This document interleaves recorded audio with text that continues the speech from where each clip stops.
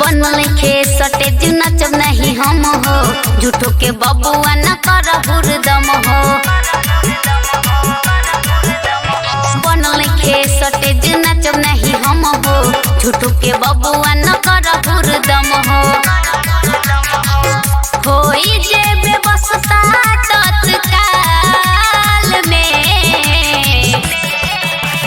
नाच होई हर हाल में, चल पासवान जी के खटाल में। नाच होई हर हाल में, चल पासवान जी के खटाल में।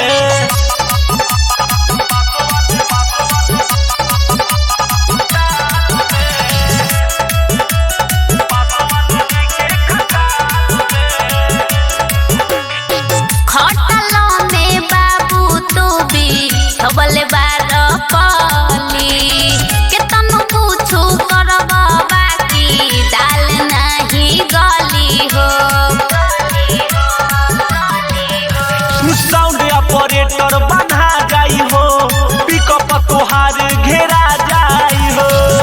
बैटरी कबे फिलहाल में, नाच होई हर हाल में, चल पासवान जी के खटाल में।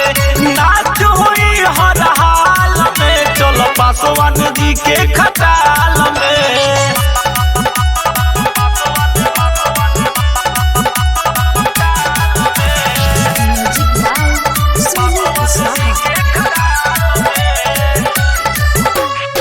संजय प्रेमी जी भइल नहीं खेना सता, हमनी के खियाई कुछो तब करम बेबसता।